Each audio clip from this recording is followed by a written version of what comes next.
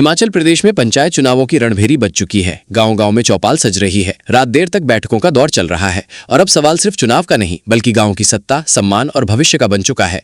आखिर इस बार पंचायत चुनाव इतने खास क्यों माने जा रहे हैं? क्यों पहली बार इतने बड़े स्तर पर मुकाबला होने जा रहा है? कौन है वो लोग जो सरकारी नौकरी और प्रशासनिक पृष्ठभूमि छोड़कर चुनावी मैदान में उतर रहे हैं? और आखिर किन लोगों पर चुनाव लड़ने से रोक लगाई गई है? नमस्कार, मैं हूं संजीव भारद्वाज और आप देख रहे हैं आपका अपना चैनल हिमालयन 24 न्यूज, जहां हम आपको बताते हैं हर बड़ी खबर सबसे आसान और दमदार अंदाज में।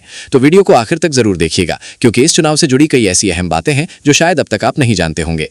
हिमाचल प्रदेश में पंचायत चुनावों को लेकर माहौल पूरी तरह गर्म हो चुका है। जैसे ही चुनावी शेड्यूल घोषित हुआ, वैसे ही गांव-गांव में राजनीतिक हलचल तेज हो गई। संभावित उम्मीदवार अब खुलकर मैदान में उतरने लगे हैं। कहीं छोटी-छोटी टोलियां बनाकर जनसंपर्क किया जा रहा है, तो कहीं देर रात तक रणनीति बैठकों का दौर जारी है। सबसे बड़ी बात यह है कि आज से पंचायत चुनाव के लिए नामांकन प्रक्रिया भी शुरू हो चुकी है। उम्मीदवार 7 मई से नामांकन भरना शुरू कर चुके हैं और 8 तथा 11 मई को भी नामांकन दाखिल किए जा सकेंगे। इसके बाद 12 मई को नामांकन पत्रों की जांच यानी स्क्रूटनी होगी, जबकि 14 और 15 मई को उम्मीदवार अपना नाम वापस ले सकेंगे। अब जरा इस चुनाव के पैमाने को समझिए। इस बार पूरे हिमाचल प्रदेश में पहली बार 31,182 पदों के लिए मतदान होने जा रहा है, यानी मुकाबला बेहद बड़ा और दिलचस्प होने वाला है। प्रदेश की 3,758 पंचायतों में चुनाव होंगे, जबकि 21,678 वार्डों में वार्ड सदस्य चुने जाएंगे। इसके अलावा 1,769 ब्लॉक समिति सीटों और 251 जिला परिषद सीटों पर भी वोटिंग होगी। और सबसे दिलचस्प बात, हर पंचायत में एक मतदाता को 5 वोट देने का अधिकार मिलेगा, यानी इस बार समीकरण पूरी तरह बदल सकते हैं। उम्मीदवारों के बीच प्रतिस्पर्धा पहले से ज्यादा कड़ी रहने वाली है।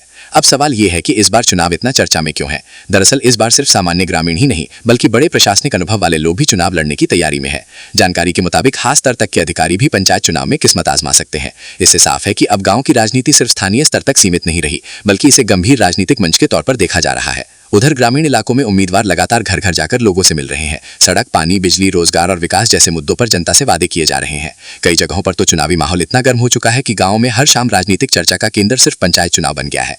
अब बात उन नियमों की जो इस बार सबसे ज्यादा चर्चा में है। चुनाव आयोग की ओर से कुछ वर्गों को चुनाव लड़ने के लिए विशेष छूट दी गई है। आउटसोर्स कर्मचारी, डिपो होल्डर, कृषक मित्र, होमगार्ड और लंबरदार भी इस बार चुनाव में हिस्सा ले सकेंगे। इतना ही नहीं, वन अधिकार कानून 2006 के तहत नियमितीकरण के लिए आवेदन करने वाले लोगों को भी चुनाव लड़ने की अनुमति दी गई है। लेकिन दूसरी तरफ सख्ती भी दिखाई गई है। सरकारी जमीन पर अवैध कब्जा करने वाले और उसे नियमित करने के लिए आवेदन देने वाले लोग चुनाव नहीं लड़ पाएंगे।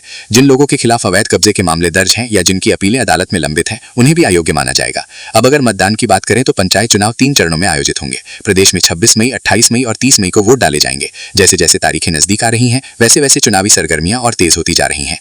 ऐसे में अगर आप भी पंचायत चुनाव लड़ने की तैयारी कर रहे हैं, तो सबसे पहले अपनी पात्रता जरूर जांच लें, क्योंकि एक छोटी सी गलती आपका नामांकन रद्द करवा सकती है। तो क्या इस बार पंचायत चुनाव हिमाचल की राजनीति की नई तस्वीर बदलेंगे? क्या गांव में नए चेहरे उभर कर सामने आएंगे? और क्या जनता इस बार विकास के मुद्दों पर वोट करेगी? अपनी राय हमें कमेंट करके जरूर बताइए। वीडियो पसंद आया हो तो लाइक और